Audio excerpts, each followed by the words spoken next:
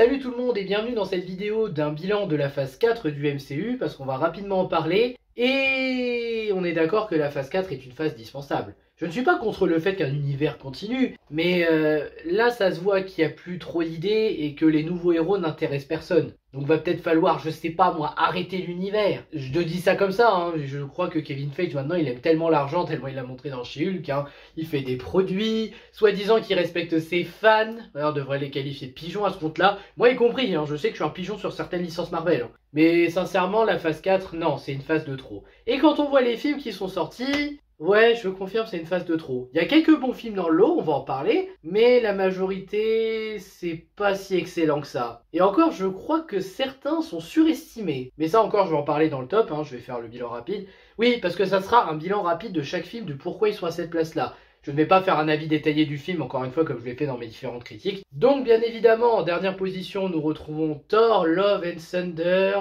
Parce que ce film, c'était clairement le Thor de trop. Thor 3 encore, je suis pas fan, mais je comprends pourquoi les gens aiment. Mais alors Thor 4, non. Là, vraiment, c'est raté. Les seuls trucs que je veux bien considérer réussis dans ce film, Gore, qui est pas trop foiré, et Mighty Thor. Mais j'irai pas plus loin que ça, le reste c'est inintéressant. Thor ne sert à rien, il est inintéressant, il fait le gamin avec sa hache. Oui, c'est rigolo, il a une relation avec sa hache. J'en ai marre de l'humour enfantin du MCU, et je crois que Thor 4 c'est la preuve du pourquoi j'en ai marre. Notamment avec la blague des chèvres tout le temps, et puis les blagues elles sont lourdes et prévisibles. Et Valkyrie ne sert toujours à rien. Moi je suis désolé, hein, ce film-là, de me donner l'espoir de me dire Valkyrie va être utile. Non, elle sert à rien. Non mais à ce compte-là, je suis désolé pour l'actrice, mais arrêtez de mettre Valkyrie si vous savez pas quoi en faire. Et c'est pas parce qu'on voit qu'elle est LGBT que ça va sauver le personnage. Hein. Je suis désolé, elle manque de développement et d'utilité. Donc voilà, au bout d'un moment, faut le dire. Donc oui, Thor 4, pour moi, pire film de la phase 4. Avant-dernier ou numéro 6, Black Widow. Alors oui, Black Widow, je le reconnais, je l'ai revu récemment. J'aime les scènes d'action. Contrairement à Thor Love and Thunder, j'aime vraiment les scènes d'action qui n'ont pas besoin forcément de super pouvoirs. Black Widow, elle compte sur ses capacités elle-même. Bon après, Taskmaster, je sais que la version ici est détestée. Je sais comment il est dans les comics et je confirme qu'il est beaucoup mieux. Même dans le jeu Marvel Spider-Man, il était excellent. Là, c'est vrai que ça rend moins bien. L'écriture est simple, au moins ça fait un bon adversaire pour Black Widow. Au moins en termes de dichotomie. Par contre, il y a deux persos que je ne supporte toujours pas dans ce film. Red Guardian, à chaque fois que je le vois, j'ai envie de le baffer, de lui dire « Mais dégage, rends-nous Captain America, espèce de connard !» Et Yelena. Je sais qu'Yelena a des fans, hein, et l'actrice, je sais qu'elle est aimée. Mais moi, je trouve que Florence Pugh, elle s'investit pas du tout dans le rôle. Hein, voilà, je préfère le dire clairement, je sais que ça va en énerver certains. Mais je préfère être honnête. J'ai vu d'autres acteurs du MCU beaucoup mieux s'investir qu'elle. Elle a l'air de se faire chier pendant tout le film. Et surtout... elle passe son temps à faire son ado chiante, à dire « Oui, alors je comprends pas pourquoi tu fais ça, hein, ta pose de super-héroïne. » Oh putain, super, t'introduis un nouveau personnage et déjà elle me casse les pieds. Comment tu veux que je m'attache à elle dans la suite? Et non, j'en ai rien à foutre qu'elle sera dans les Thunderbolts. C'est pas pour autant que je vais apprécier le personnage. Mais Black Widow, le problème c'est surtout qu'elle n'a pas eu le final qu'elle méritait. On s'attendait quand même, parce que c'est son dernier film, hein, on s'attendait à ce que Scarlett Johansson ait un final grandiose, ou du moins qu'on se dise « Ah oui, quand même, elle a eu le film qu'elle mérite. » Non, elle n'a pas eu le film qu'elle mérite. Elle méritait beaucoup mieux. Donc je suis désolé, c'était pas pardonnable. Mais au moins t'es un peu plus agréable à regarder que Thor Love and Thunder, même si ton comic relief de Red Guardian... Oh, si je le vois mourir dans le MCU, je vais être très heureux. Numéro 5, et c'est là que je vais commencer à rentrer dans les dislikes et dans les haters pour dire « Ah, comment tu oses dire ça du film, mais moi au moins j'ai des arguments. » No Way Home. Bon alors No Way Home, je l'ai dit et je le redis, c'est un bon film Spider-Man, ça a progressé par rapport aux deux anciens, mais il faut quand même être honnête, ce film est une arnaque. Je dis pas que c'est un mauvais film, loin de là. Mais bon, défendre le film juste parce qu'il y a les 3 Spider-Man et il y a les anciens méchants...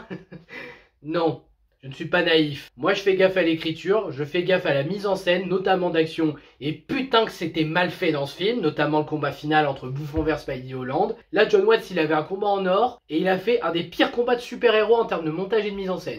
Il y en a encore pour dire qu'il a fait le meilleur film Spider-Man. Et puis surtout, je sais pas moi, qu'est-ce qui est au-dessus de No Way Home? Laissez-moi réfléchir. Bah, Spider-Man 1, 2, 3, Amazing Spider-Man 2, Into the Spider-Verse. Et si je devais être honnête, je dirais même que Marvel Spider-Man et Marvel Spider-Man Miles Morales sont des bien meilleurs films. Donc oui, il a fait mieux que les anciens, mais non, John Watts n'a toujours pas fait un excellent film Spider-Man. Est-ce que je reviens sur Ned qui sert à rien et qui a une facilité scénaristique très discutable? Voilà, je vais pas rester plus longtemps avec cette arnaque, sinon je vais péter un câble. Mais je le redis, c'est un bon film, juste très surestimé et ça fait que ça m'énerve. Mais en dehors de ça, c'est un bon film, je le reconnais. Numéro 4, Shang-Chi et la légende des 10 anneaux. Bon, le film en lui-même m'avait pas énormément plu, hein. J'avais trouvé le film divertissant, visuellement très réussi, rien à redire sur les effets spéciaux et la mise en scène. Beaucoup mieux que No Way Home, c'est d'ailleurs pour ça qu'il est au-dessus. Mais après... toujours le cahier des charges du MCU. La comic relief qui sert à rien, les blagues obligatoires, le fait que notre personnage n'ait pas réellement évolué quand on voit la fin et notamment la scène post-générique. Je vais pas refaire tout le topo de la critique, mais concrètement Shang-Chi, ça s'en sort mieux que No Way Home, mais non, c'est toujours pas excellent. Après, nous avons en numéro 3, Black Panther Wakanda Forever. Alors, je parle bien du film en lui-même, hein. Je parle pas des conditions de tournage, je parle pas des problèmes qu'il y a eu autour du film avant sa sortie, non. Je parle vraiment du film en lui-même. Ce film-là, je l'ai trouvé sympa, je trouve que c'est une bonne suite, même si je trouve que Ryan Coogler a aussi perdu de son niveau par rapport au premier film et que ça n'a pas le même impact.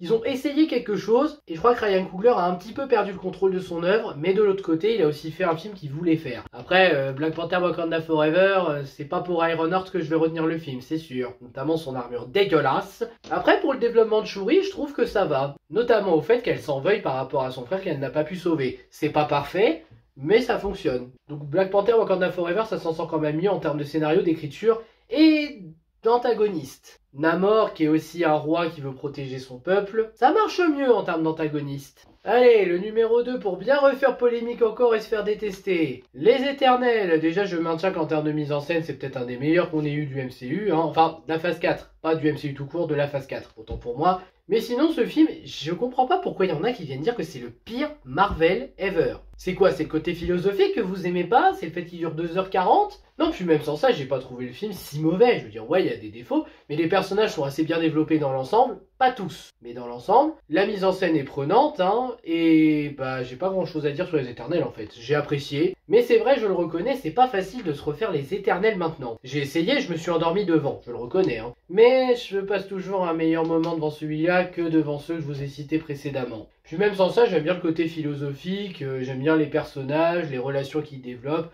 leur pouvoir, leur dilemme. C'est pas parfait, mais en 2h40, je trouve quand même qu'on a du bon travail dans l'ensemble. Et j'adore la mise en scène de Chloé Zhao qui s'est inspirée de Zack Snyder. Et donc vous l'aurez compris, le numéro 1 pour moi, le plus réussi de cette phase 4, et honnêtement c'était pas très difficile, Doctor Strange Multiverse of Madness. Parce que là j'ai vraiment passé un très bon moment en le regardant. Ce qui est ironique parce que le premier Doctor Strange, je me souviens comme un film qui était correct, il y avait des beaux effets spéciaux, il y avait quelques idées visuelles, mais j'étais pas marqué par le film en lui-même. Je me disais juste, ouais, en termes d'effets spéciaux, c'est pas mal, mais en dehors de ça, je trouve pas le film révolutionnaire. Là, avec celui-là, c'est pas révolutionnaire non plus, mais en termes de mise en scène, je trouve vraiment qu'il y a des bonnes idées. Après, je comprends un peu mieux maintenant la critique par rapport au multivers pas assez poussé. C'est-à-dire que le fait qu'on se soit limité à un univers, mais un univers où tout est inversé, du genre le feu rouge c'est pour avancer, le feu vert c'est pour attendre, et les pizzas sont en boule, et le deuxième univers qui est sombre et on voit que la maison de Strange.